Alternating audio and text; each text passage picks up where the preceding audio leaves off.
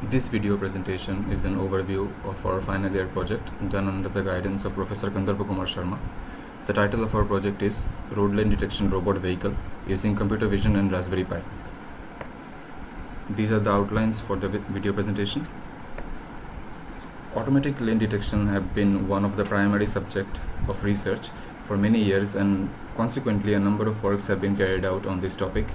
Lane detection is a hot topic in the field of computer vision and machine learning. Basically, the lane detection system comes from lane markers. The task includes edge detection, region of interest calculation, thresholding, line detection, bird eye view, image transformation, summation of pixels, etc. So these are the literature review of our project. We have stated the names and their findings accordingly. The growing volume of traffic requires higher levels of traffic safety. The main aim of the intelligent vehicle systems is mainly that of enhancing driver safety and reducing the workload of a driver. For that, vision-based autonomous vehicle is an absolute necessity. Apart from all that, the creation of intelligent vehicle system would allow us to have such a network of all those vehicles, which will lead to better safety and better development of the future. In the future, the problem formulation for our project is to detect and track lane of road using computer vision for an autonomous commute, and to build a robot using Raspberry Pi that can self-detect lanes using a camera. The working methodology and approach. This is the block diagram representation of our project. So this diagram includes the image processing as the first block. So to understand what the image processing actually does, let us have a look into the next slide. So what happens in the image processing is the camera will send the photos of the lane to the main module, and then the main module, with the help of the utilities module, which contains the various functionalities such as image thresholding, determining the lane curve value, etc., and sends the data to the main module. This main module in turn will process all of those data and perform the tracking on the image or the video frames that are sent to it by the camera. So going back to the previous slide, as we have now discussed about the first block in detail, that is the image processing. So after everything that is under image processing has been done, the Raspberry Pi, which is actually the main microcontroller of our project, the Raspberry Pi, along with the Pi camera, along with the images fed into it from the Pi camera, will perform an amalgam of algorithms on the images sent to it, and thereby control the motor drivers, which will in turn control the wheels and help us in the vehicle movement. So the conventional method for image processing can be understood from the block diagram. As the camera sends photos, videos to the processor, the first step is to convert the color image to the grayscale image, because in practical there may be different color object in road which may cause problem in image processing. However, changing in grayscale, the image processing becomes the error in image processing becomes minimal. Also, the size of the grayscale image is lesser than that of a RGB image, which makes processing a far more simpler task than it would have been if it were with the RGB image. Then we need to reduce the noises as well as detect edges, and by applying Huff transform we can detect the lanes from the lane marker. So we'll look into everything with great detail, starting from the next slide. Image gradient and edge detection. Mathematically, image gradient is basically a measurement of change in the image intensity. Say fxy is an image function, and x is for the column and y is for the row. By taking differentiation along the x-axis, we can determine the direction in which there is a sudden increase, a sudden rise in the brightness intensity of the image. Similarly, we can do it in the y direction as well, and therefore by combining both of these we can actually track the image intensity changes in the image. We also employ a Gaussian blurring for removal of noises. The Gaussian blurring is actually a low-pass filter which is used to reduce noise in an image. It works by convolving the input image with a kernel. Now the canny edge detection, this is the particular edge detector that is used in this image. So it has an inbuilt noise removal function as well as edge detection.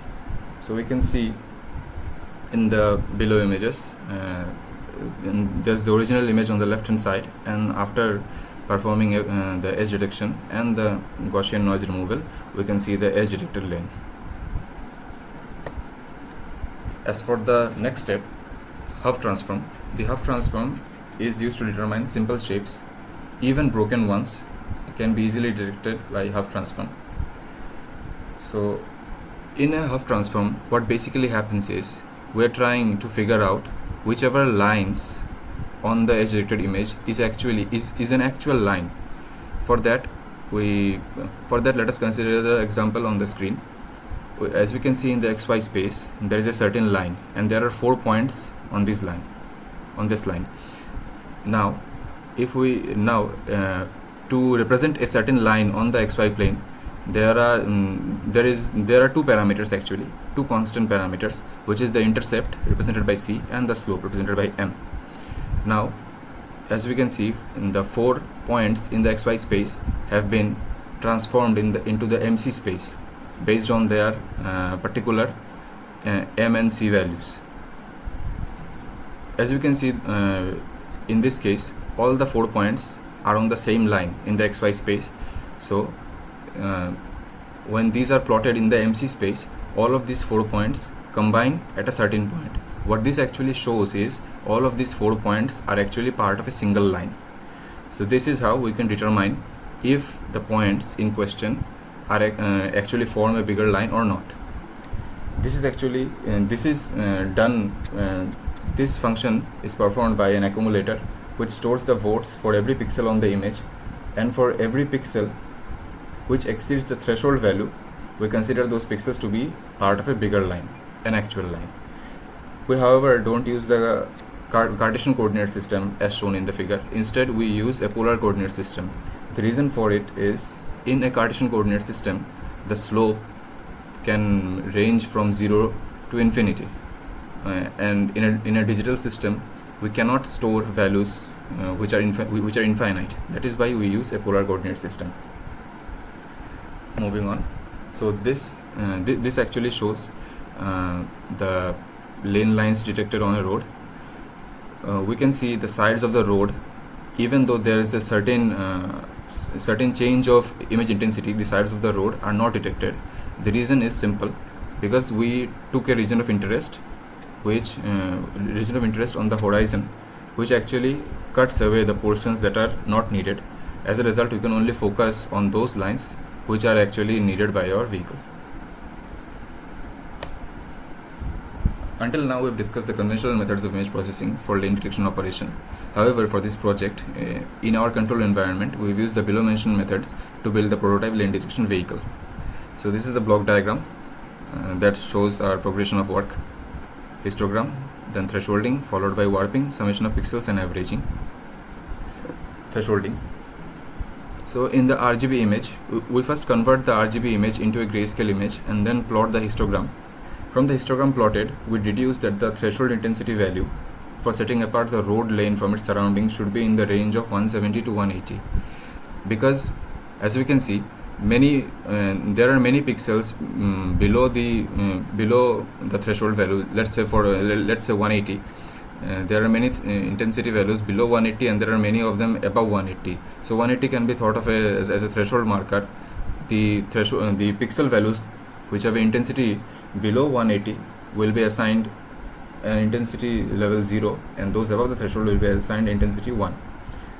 This is how we can get the binary image. Now, as we can see in the binary image, because of our threshold that was found from the grayscale image, we can see that we have successfully managed to get the road as intensity 1 and the rest of the surroundings as intensity 0. But there is a problem. The sky which happens to be of a lighter intensity, the sky is still present in the image. So we can take care of it by adjusting our region of operation, region of interest properly. Warping. We can't process the whole image that is seen from the camera, because we just want to know the curve, know the curve on the path at an instantaneous time and not a few seconds ahead. So we can simply crop our image, but that is not enough, since we want to look at the road as if we were watching it from the top. This is known as a bird eye view, and it is important because it will allow us to easily find the curve. This type of transformation does not preserve parallelism, length or angle, but they do preserve collinearity and incidence. This means that the straight lines will remain straight even after the transformation. Summation of pixels. From the binary image, we have the road pixels with intensity 1 and the rest as intensity 0. To determine the curve and to decide which way the vehicle should move, we use summation of pixels along the y-axis for every index in the image.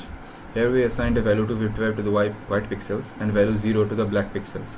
Based on the summation values, we decide along which index value the road is extending forward. This histogram gives us a definite idea of the accumulated pixel values for every index. As we can see, between the range 100 and 350, the summation of pixels is at the peak value, but beyond 350 up to 480, the summation is pretty low. This can tell us that the vehicle needs to move straight, or we can say that the vehicle needs to move towards the left hand side, since the summation of pixels towards the left hand side of the image is more. From this we can get a clear idea that since there are more pixel values on the left side, the curve must be on the left hand side. Averaging. Let us look at the left hand side image. As the center line is not fixed in the middle, there seems to be more pixels on the left hand side, which would consequently give a false impression to the Raspberry Pi that the curve is towards left and the car should move to the left. It is however false, as we can see from the image that the road ahead is a straight line. This problem can be solved by averaging and finding the index value at which the base point lies. The center point can be found, and based on that the true curve value is decided. Once we have the curve value, we append it to a list so that we can average this value. This averaging allows smooth motion and avoid any dramatic movements of the car. Experimental results and discussions. After the detailed background study on the topics, we implemented the same on software and hardware level. First of all, we made a road using A4 size papers placed on one after the other as shown in the figure. Then we took a video of it and fed that video to our image processing algorithm. The video being processed thereafter gave us the following results. The first image shows us the warped binary image, which is basically the top view of the road ahead. In the second image actually shows the warp points which are fixed on the image. Based on these warp points, we warped the image to our need. The third image shows the histogram with the center point fixed. The fourth image shows us the region of interest on which we did our processing. The final output image shows us the curve values as the video progressed.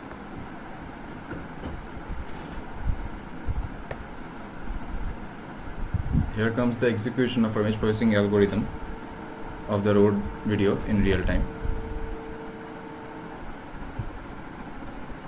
As you can see here, as the car moves, on the bottom right picture, on the bottom right plot, as the car is moving, the curve values are also shown in the screen. Because the road ahead is on the right hand side, the curve value is positive.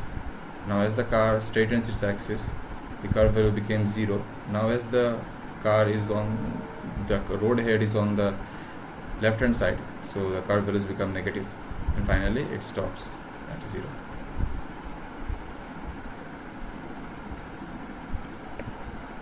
Until now, all works were based on software level. From here onwards, we implemented them on the hardware level. For that, we used a Raspberry Pi version 3B Plus as the primary microcontroller for our robot. Here in the circuit diagram of our entire robot setup, the Raspberry Pi is connected to 2 motor drivers, which are in turn connected to 1 DC motor each that controls the movement of the wheels of the vehicle. The motor drivers are powered by two 9-volt batteries, and the Raspberry Pi is powered by a 5-volt 2 ampere power bank. It has been found that a single motor could not properly power two DC motors, hence the need to employ two motor drivers for the model. The input 1, input 2 pins on the motor driver control the clockwise and anti-clockwise movement of a motor. The enable pin allows the motor driver to adjust the amount of power provided to the motor. The Raspberry Pi camera connected feeds the video into the Raspberry Pi, where all the processing takes place, and accordingly the motor driver controls the power of rotation of the motors, thereby controlling the vehicle movement. The image frames are sent to the Raspberry Pi by the camera. The curve values are found and sent to the motor driver. Based on the curve values, the amount of power given to the left and right wheel is controlled. This is how the vehicle turns based on the curve values received. So this is the robot image and the robot track used for our demonstration. Hello everyone, this is our prototype robot vehicle, which is for our BTech final year project based on road lane detection using computer vision and Raspberry Pi. So as you can see, our vehicle consists of a microcontroller, which is the Raspberry Pi, which is connected to the motor drivers, which controls the DC motors connected to our robot chassis. The Pi camera, this is our Pi camera, which sends the signal and an image to the microcontroller, that is the Raspberry Pi. The Raspberry Pi then sends signal to the motor drivers, which controls the DC motors connected to the chassis. So we have included two motor drivers because one motor driver cannot handle the load taken by one DC motor. So we have connected a single motor driver for each DC motors. So the DC motors are given power by the batteries, and the Raspberry Pi is given power by a power bank. So this is our robot module, and in the next video you shall see the working of the robot.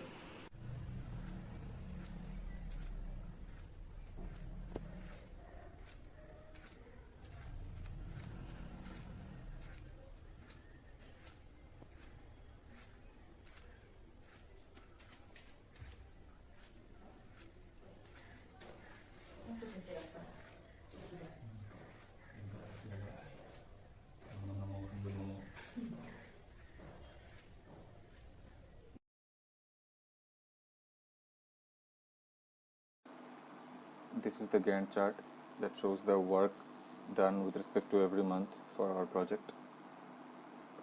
Feature detection. We can apply a neural network for detection of traffic signals and road signs. We can also apply deep learning to report road accidents and traffic violations.